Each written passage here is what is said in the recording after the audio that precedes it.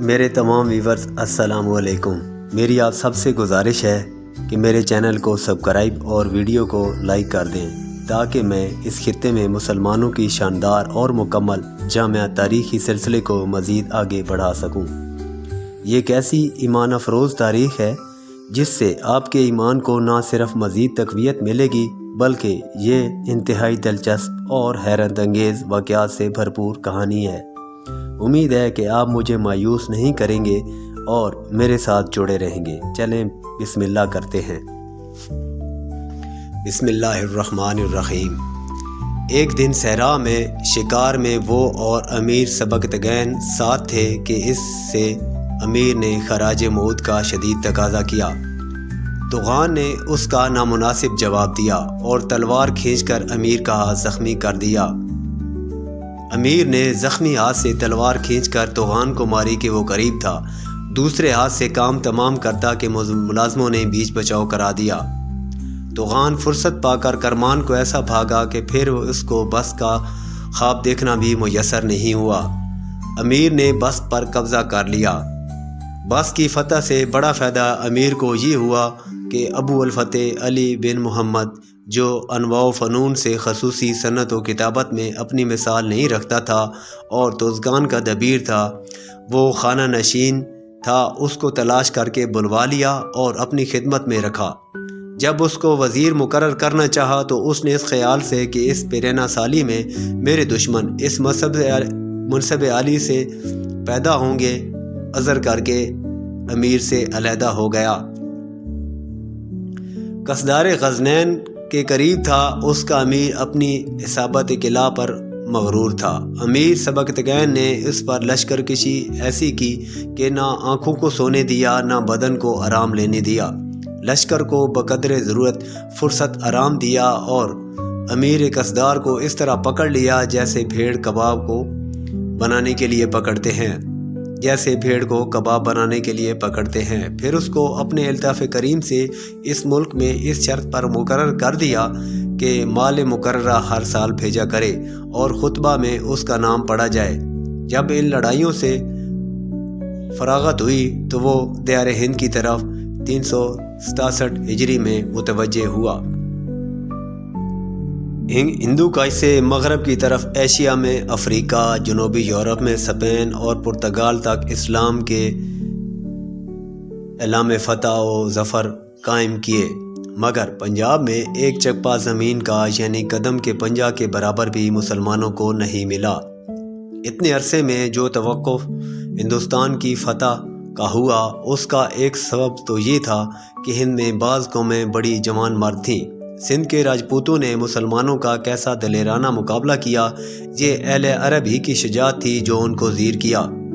دوسرا سبب یہ ہے کہ ہندوؤں کے راج کا جنگی انتظام ایسا مسلسل تھا کہ وہ بیگانہ حملہ آوروں کو بڑی الجھن میں پھنسا کر ان کو کامیاب نہیں ہونے دیتا تھا۔ ہندوستان کو ہندیا چل پہاڑ نے 2 شمالی اور جنوبی حصوں میں تقسیم کر دیا ہے۔ اس کے جنگلوں اور پہاڑوں نے اترا اور دکن کے درمیان ایک دیوار کھڑی کر دی ہے۔ ہندیا چل کی شمال میں 3 گروہوں کے راجا دادیان عظیم میں راج کرتے تھے۔ سندھ کے میدانوں اور جمنا کے اوپر کے حصوں میں بالکل راجپوت سلطنت کرتے تھے۔ سنسکرت میں جس ملک کو مدھیہ دیش کہتے ہیں وہ بڑے بلوان راجوں میں منقسم تھا۔ اوسان راجوں کے راجاؤں کا مہاراج کنوج کا مہاراجا تھا۔ دریائے گنگا کے زیریں وادی میں پہاڑ سے نیچے بدھ مذہب کے راجا بالکے خاندان کے راج کرتے تھے۔ بنارس کے بنگال کے ڈیلٹا تک ملک انہیں کی قلمرو میں تھا۔ اب ہندویا کے دکن میں مشرقی اور بیچ کے اضلاع میں بڑی جنگجو اور تندخو پہاڑی قومیں رہتی تھیں۔ مغربی انتہا میں بمبئی کے ساحل کی طرف مالودہ کی ریاست ہندوؤں کی تھی، جس کا راجا بکر ماجید ہندو راجاؤں کا آفتاب مشہور ہے۔ اس کا زمانہ علم و فضل کا شورۂ آفاق ہے۔ اس ریاست کے جاگیردار بڑے دلیر جنگجو تھے۔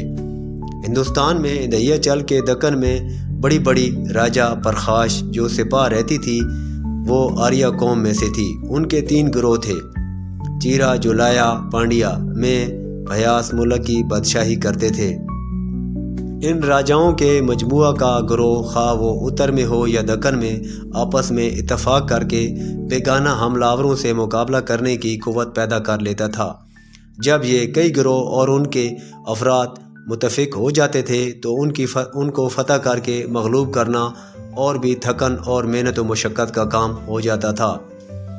اگر ان گروہوں کے مجموعہ پر بھی فتح حاصل کر لی جاتی تھی تو پھر ہر گروہ سے اور ہر گروہ کے افراد سے جدا جدا لڑنا پڑتا تھا۔ پھر بعد فتح کے بھی ہر راج میں سرکشی اور گردن کشی کا مادہ موجود رہتا تھا۔ یہی وجہ ہے کہ سندھ میں باوجود کوشش کے مسلمانوں کی سلطنت کی ترقی بڑی آہستہ آہستہ ہوئی۔ 3 صدی بعد شمال و مغرب سے 2 بڑے زبردست حملہ آوروں کی کوشش سے 970 عیسوی اور 1176 عیسوی کے درمیان پنجاب کے سرحدی حصہ کے مسلمانوں کی حکومت قائم ہوئی، اور 1565 عیسوی میں کالی کوٹ کی فتح سے دکن میں مسلمانوں کی مستقل حکومت قائم ہوئی، اور پھر 100 برس کے بعد 1650 عیسوی میں ہندوؤں کی قوم مرہٹا نے ایسا سار اٹھایا کہ سلطنت مغلیہ کو خاک میں ملا دیا۔ شمالی ہند میں بھی شہنشاہ اکبر کے عہد میں مسلمانوں کی سلطنت قائم ہوئی، ورنہ ہندو اپنی سلطنت کے لیے اکثر مسلمانوں سے لڑتے رہتے۔ بستو قصا کی فتوح سے امیر سبکتگین کو فرصت ملی تو اس نے 367 عیسوی دیار ہند کی طرف توجہ مبذول کی، تو ہند کے چند قلعے ایسے فتح کیے